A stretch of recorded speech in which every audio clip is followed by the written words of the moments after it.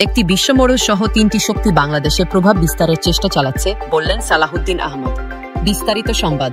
একটি বিশ্বমোড়ল ও ২টি আঞ্চলিক শক্তি বাংলাদেশে প্রভাব বিস্তার করার চেষ্টা চালাচ্ছে বলে মন্তব্য করেছেন বিএনপির স্থায়ী কমিটির সদস্য সালাহুদ্দিন আহমদ। তিনি বলেছেন, এই মুহূর্তে যে বিষয় নিয়ে কথা বলা উচিত তা হচ্ছে, পৃথিবীতে ৩টি শক্তি আমাদের এখানে প্রভাব বিস্তার করার জন্য চেষ্টা করছে।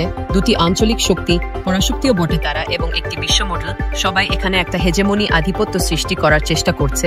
প্রত্যেকেরই ইন্টারেস্ট, স্বার্থ আলাদা আলাদা, কিন্তু আমাদের স্বার্থ ক্ষতিগ্রস্ত হবে তিনটার দ্বারাই। একইভাবে আজ মঙ্গলবার ঢাকা বিশ্ববিদ্যালয়ের ছাত্র শিক্ষক কেন্দ্র টিএসসি মিলনায়তনে এক আলোচনা সভায় সালাহুদ্দিন আহমদ এসব কথা বলেন। ২০১৯ সালের ৬ অক্টোবর রাতে বুয়েটের শেরে বাংলা হলে ছাত্রলীগের বর্তমানে নিষিদ্ধ নেতা কর্মীদের নির্যাতনে নিহত বুয়েট শিক্ষার্থী আবরার ফাহাদের ষষ্ঠ শাহাদাত বার্ষিকী উপলক্ষে জাতীয়তাবাদী ছাত্রদল মতো প্রকাশ থেকে মৃত্যু শিক্ষা প্রতিষ্ঠানে ফ্যাসিবাদে বিস্তার ও প্রতিরোধ শীর্ষক এ সভার আয়োজন করে বিএনপির সর্বোচ্চ নীতি নির্ধারক ফোরামের সদস্য সালাহুদ্দিন আহমদ বলেন, বাংলাদেশের স্বার্থকে সর্বাগ্রে রাখার জন্যই বিএনপি সবার আগে বাংলাদেশ নীতি গ্রহণ করেছে। তিনি বলেন, সবার আগে বাংলাদেশ এটি শুধু একটি স্লোগান নয়, এটি আমাদের রাষ্ট্র দর্শন, পররাষ্ট্রনীতি, আন্তর্জাতিক চুক্তি কিংবা রাজনীতির যে কোনো সিদ্ধান্তে এই নীতিই হবে আমাদের মাপকাঠি।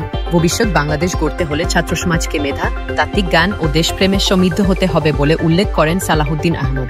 তিনি বলেন, আমরা চাই ছাত্র সংগঠনগুলো মেধাবীদের নেতৃত্বে আসুক, যারা কলম দিয়ে, চিন্তা দিয়ে, প্রযুক্তির মাধ্যমে দেশের স্বার্থ রক্ষা করবে। যদি শুরু থেকেই শিক্ষার্থীদের দেশপ্রেম ও তাত্ত্বিক প্রশিক্ষণ দেওয়া যায়, তাহলে তারা বাংলাদেশের স্বাধীনতা ও সার্বভৌমত্ব রক্ষার দুর্ভিত্তি গড়ে তুলবে।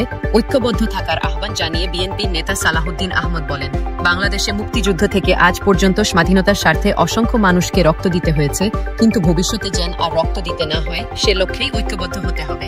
আমরা চাই না মুক্তির মন্দিরে নতুন প্রাণ বলিদান হোক, কিন্তু যদি গণতন্ত্র ও স্বাধীনতা বিপন্ন হয় তাহলে আমরা জীবন দিতে প্রস্তুত। তবে সেই পরিস্থিতি যেন আর না আসে, সেজন্যই আমাদের ঐক্যবদ্ধ থাকতে হবে, বলেন সালাহুদ্দিন আহমদ।